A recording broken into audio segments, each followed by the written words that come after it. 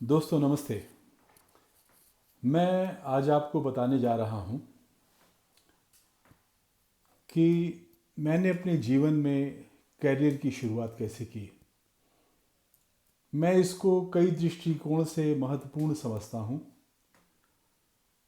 और ये मेरे जो शुभचिंतक हैं, मेरे साथी हैं, चाहे छात्रावास के हों, चाहे इलाहाबाद विश्वविद्यालय के हों, चाहे मेरे सर्विसेज के हों, चाहे पुलिस में, चाहे सिविल सर्विसेज में, या मेरे लेक्चरशिप के जीवन के साथी हों, मैं एविंग कॉलेज में जब था उस समय के, उन लोगों के लिए तो है ही, क्योंकि मैं अपनी एक बात उनके सामने रख रहा हूँ। हो सकता है मैंने न रखी हो, मेरे मन में रख रहा हो, लेकिन ये उन लोगों के लिए भी ज़रूरी है जो आईएएस सर्विसेज के एस्पिरेंट्स हैं और आईएएस सर्विसेज के ग्लैमर को देखकर वो लोग सब कुछ छोड़ के समय अपना लगा रहे हैं कंपटीशन में सफल होने के लिए।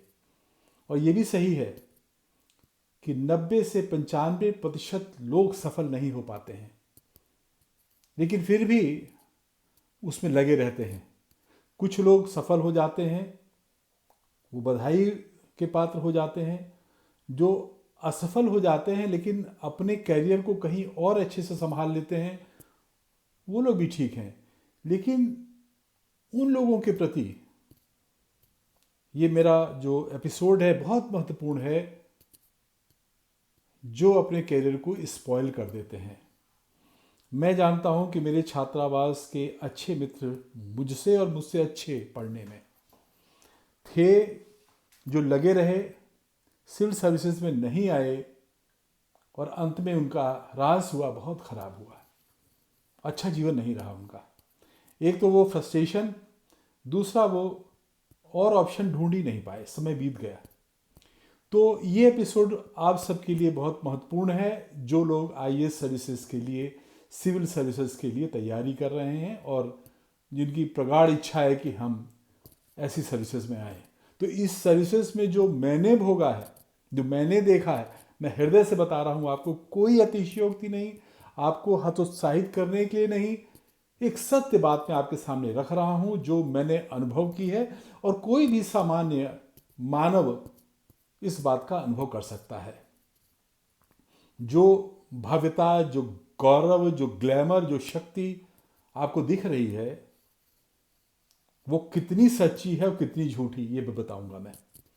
मैं सारे अपने अनुभव के आधार पर आपको बताऊंगा कि किस प्रकार से एक सशक्त आदमी अंदर से कितना कमजोर हो सकता है, कितना कमजोर कर दिया जाता है। खैर, वो बातें आगे बताऊंगा। मेरी बातों को आप अगर सुनेंगे, मेरे एपिसोड को ध्यान से देखेंगे, तो बहुत सी चीज़ें होंगी आपको सर्विसेज में काम देंगी अगर आप सेलेक्ट हो गए, और अगर सेलेक्ट नहीं हुए तो भी आपको काम देंगे कि हमारे पास ऑप्शन क्या है, हम क्या कर सकते हैं। तो एक प्रकार से ये कैरियर ओरिएंटेशन भी है उन लोगों के लिए जो अपने कैरियर को पाना चाहते हैं, अच्छा बनाना चाहते हैं। तो मैं अपने अनुभव बताऊंगा, उसमें फिर आपको निचोड़ अपने हर एपिसोड में जो मेरा उस एपिसोड की कथा का निचोड़ है वो आपको सामने रखूंगा, अपनी बात रखूंगा और आप उस पर मनन करेंगे, ऐसा मेरा आपसे अनुरोध है। तो सबसे पहले मैं आपको ले चलता हूं अपने पहले महत्वपूर्ण पद पे आसीन होने का समय 1985, 84, 85 ऐसी था। मैं एसडीएम चकिया बनारस में तैनात हुआ। जैसा होता है, पहली बार मुझे इंडिपेंडेंट चार्ज मिला, मैं यंग था, तो बड़ा उत्साह था। सुबह 7 बजे, 6:30, 7 बजे नहा धो के बैठ गया। मेरा घर में ही मेरा ऑफिस था, वो कलेक्टर, अंग्रेज कलेक्टर का मकान होता था, उसी को एसडीएम का घर बनाया गया और वहीं पे ऑफिस था। उसी के कैंपस में ही कोर्ट चलती थी, अदालत चलती थी एसडीएम की। तो मैं सुबह अपने ऑफिस में बैठ गया, लोग मिलने आने लगे, सबको मालूम चल गया कि साहब एसडीएम साहब बैठ गए हैं। छोटा तहसील थी, रिमोट एरिया में था, तो एसडीएम की बातों को सब लोग, एसडीएम के गतिविधियों को जानते थे पूरे टाउन के लोग। तो बहुत लोग मुझसे मिलने आए, मिले, अच्छी बातें हुई, मैंने वहाँ के बारे में पता किया। एक सामान्य औपचारिकता में पूछ लेता हूँ, भाई आपका विभाग कैसा चल रहा है, कोई और विभाग के लोग आए, क्या क्या चैलेंजेस हैं यहाँ पे। तो जो महत्वपूर्ण मैं घटना से पर आपको ला रहा हूँ, मैंने एक पुलिस के अधिकारी आए थे वहाँ पे मेरे समक्ष। तो मैं बैठा, मैंने चाय पिलाई उनको, मेरे काउंटर पार्ट थे, सीओ थे।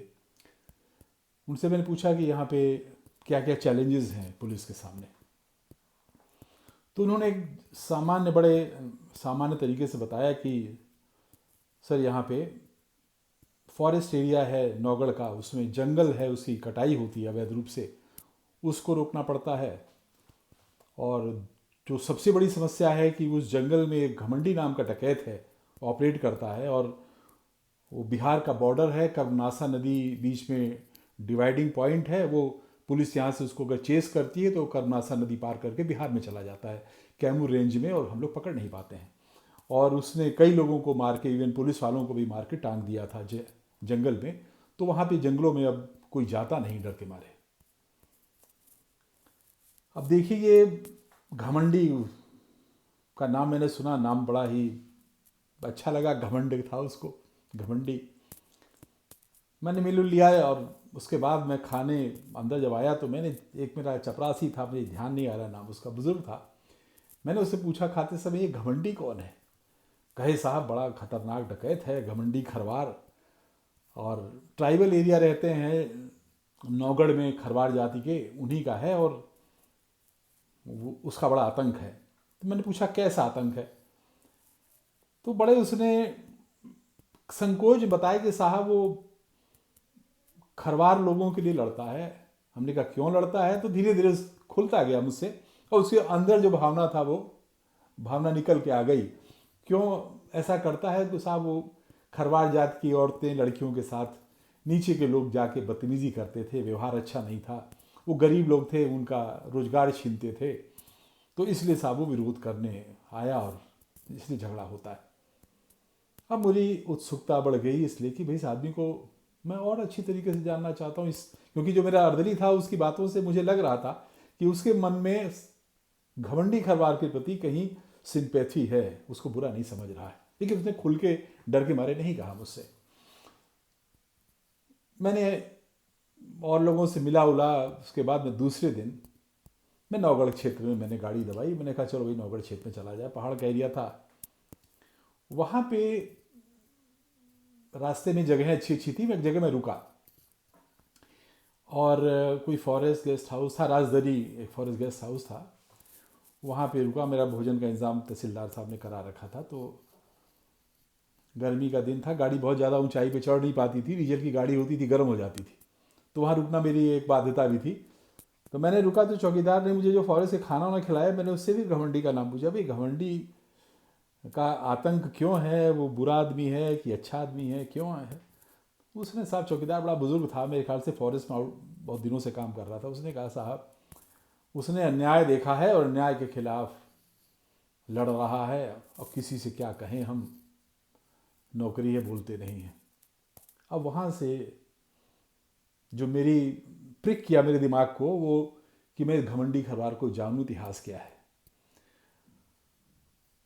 ये मेरे लिए जो इम्पोर्टेंट था वो किस वजह से था, मैं आपको पिछली पोस्टिंग के बारे में ले चलता हूँ। मैं अपने पिछली पोस्टिंग पे, मैं चकिया में आने के पहले, बनारस में चकिया पड़ता, बनारस आने के पहले मैं, मेरी पहली पोस्टिंग हुई थी मैनपुरी। मैनपुरी में मैं प्रोबेशनर था, एक कोर्ट में बैठा हुआ था, मैं एडिशनल एसडीएम था वहाँ पे कुछ दिनों के लिए। तो एक केस था, उसमें बहस चल रही थी, वकील साहब बहस कर रहे थे कि साहब अवैध रूप से गांव सभा की ज़मीन पर इन लोगों ने कब्जा कर रखा है, इनको बेदखल किया जाए। 122B का मुकदमा होता है जेडीएलआर में कि उनको बेदखल किया जाए गांव सभा की ज़मीन से। तो मैं सुनवाई कर रहा था, वो सरकारी वकील थे कि साहब ये लोग जबरदस्ती कब्जा किए हैं गांव सभा की ज़मीन पे। एक औरत ने कहा कि बड़ा वो तो कॉन्फिडेंस से कहा कि सरकार नेताजी निर्णय कर गए हते, सब जमीन बांट गए होते, और वकील साहब जबरदस्ती हम लोग के पीछे पड़ के परेशान कर रहे हैं। तो नेताजी,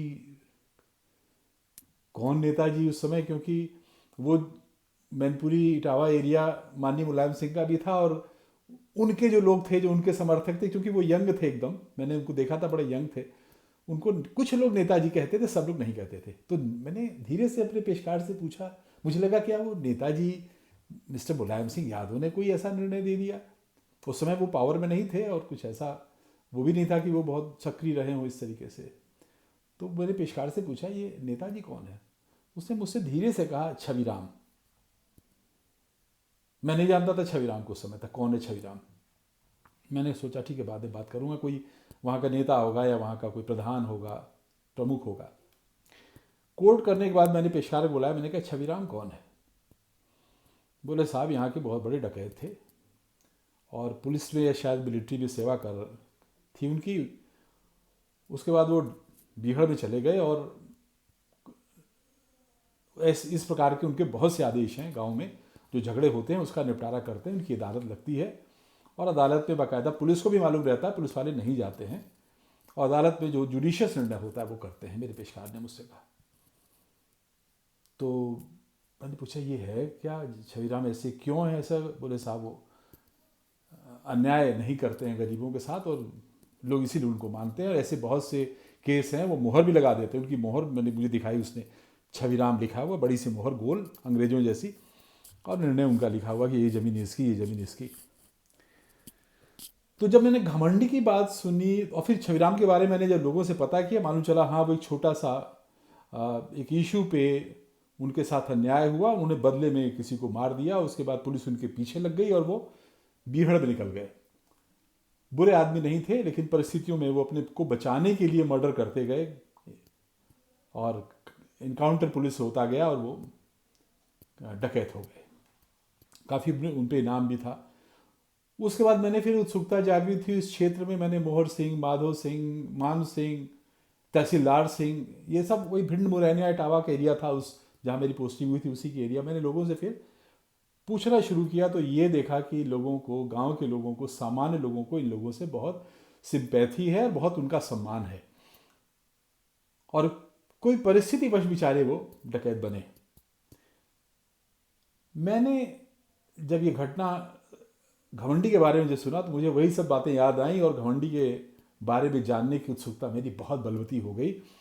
और मुझे याद है कि मैंने 1-2 हफ्ते तक मैं केवल दिमाग में मेरे चलते रहा कि ये घमंडी क्यों डकैत बना और ऐसा क्यों करता है। कई सिपाहियों को उसने मार के लटका दिया था, गांव वालों को मार के लटका दिया, नीचे के ठेकेदार जाते थे जंगल में उनको मार के लटका देता था, और पुलिस बहुत डरती थी। इतफाक से मेरा जो ड्राइवर था वो एक्स आर्मी मैन था, वो भी नहीं गाड़ी चला पाता था, जंगलों में जाता मुझसे हाथ जोड़ता, सरकार आगे हमको मत ले जाइए, हमको बहुत डर लग रहा है। तो सबको मैंने मोटिवेट किया कि ऐसा नहीं है, वो भी आदमी है और कुछ परिस्थितिवश उसके बारे में पता किया तो मालूम चल गया कि क्या था, घमंडी क्यों डकैत हुआ। घमंडी खरवाड़ जाति का था, गांव का रहने वाला था, और जंगल में चिरौंजी के पेड़ होते थे। नौगढ़ का जंगल जो था पूरा कैमूर रेंज तक चिरौंजी के पेड़ होते थे, हर्रे भर्रे भी होता था। ये नीलाम नहीं होते थे, गवर्नमेंट ने कर रखा था कि ये गांव के जो ट्राइबल लोग हैं, जंगली लोग हैं, ये इसको तोड़ के या गिरते हैं उनको बेचकर अपने आजीविका चलाएं। जंगल में कुछ और था भी नहीं, तो चिरौंजी ये लोग तोड़ते थे और उसका जो ऊपर का गूदा जामुन जैसा होता था वो खाते थे, और जो अंदर का नट होता था बीज, उसको बीज भूंज कर बाजार में बेचते थे, नौगढ़ के बाजार में। नीचे के लोगों ने क्या किया कि वन विभाग से पुराने पेड़ों के नाम पे आसपास के जैसे बीच में गांव भी कुछ थे तो गांव के नाम पे उन्होंने अब परमिट लिया पेड़ काटने का और जंगलों को काटने लगे। और इसी पर जब जंगल में गए ठेकेदार नीचे के तो उन्होंने चिरौंजी के बागों पे भी, पेड़ों पे ही कब्जा करना शुरू कर दिया। घमंडी ने उसका विरोध किया और विरोध इस कदर तक हुआ कि घमंडी के बीच में गोली चली और कुछ लोग मारे गए। फिर घमंडी के ऊपर मुकदमा, क्योंकि जंगल से बाहर निकल के आया नहीं, उसके ऊपर मुकदमे लगते गए। कहीं कुछ होता था घमंडी का नाम आता था और उसके ऊपर मुकदमे होते गए, होते हुए इतने मुकदमे हो गए कि वो आदमी भी जंगल छोड़ के बाहर नहीं निकल पाया। मुझे इसी सब बातों में पता चला कि घमंडी का सगा साढ़ू एक वहां जमसोत गांव था, कर्मनासा नदी के पास, बॉर्डर था बिहार का, वो प्रधान उनका साड़ू है और उस प्रधान की बड़ी अच्छी इमेज है, वो मुझसे मिलने आया। तो मैंने उससे पूछा भाई घमंडी ऐसा क्यों करते हैं, उसे सब बताया। तो मैं सच कह रहा हूँ कि मेरे मन में घमंडी के प्रति एक सद्भावना हो गई कि इस आदमी को सामान्य जीवन में लाऊं, इसने गलती की उसको माफ़ कराऊं और इसको पब्लिक एक फिगर अच्छा आदमी है, इसको मैं प्रोत्साहित करूं कि अब गलत काम ना करे। तो मैंने उसके प्रधान के माध्यम से उसको कन्वे किया। मुझे मैसेज मिला कि सब वो कह रहे हैं आपकी बात बहुत अच्छी है और आपसे बहुत खुश हैं आप जो कर रहे हैं, क्योंकि उस समय एक समय था गांव में नसबंदी का कैंप चला करता था। एक और एपिसोड में आपको आगे बताऊंगा। तो घमंडी के बारे में मेरी धारणा होगी कि आदमी के भाई संपर्क किया जाए, ये आदमी जो है काम का आदमी है, बुरा आदमी होगा भले, लेकिन ये पॉजिटिव कामों में हम इसको लगाएं तो इसका उपयोग अच्छा हो सकता है। उस समय माहौल चल रहा था, गांव में बड़े बड़े कैंप हुआ करते थे और वो फैमिली कैंप हुआ करते थे। उन फैमिली कैंप के माध्यम से किस प्रकार मैंने घमंडी को इम्प्रेस किया, वो बात मैं आपको अगले एपिसोड में बताऊंगा। तो इस एपिसोड में काफ़ी लंबा समय हो गया, आप लोगों से मैं इजाज़त मांगता हूं। अगले एपिसोड में हेल्थ कैंप घमंडी के गांव में किस प्रकार से मैंने किया, उस पर मैं आपको बताऊंगा। जय हिंद।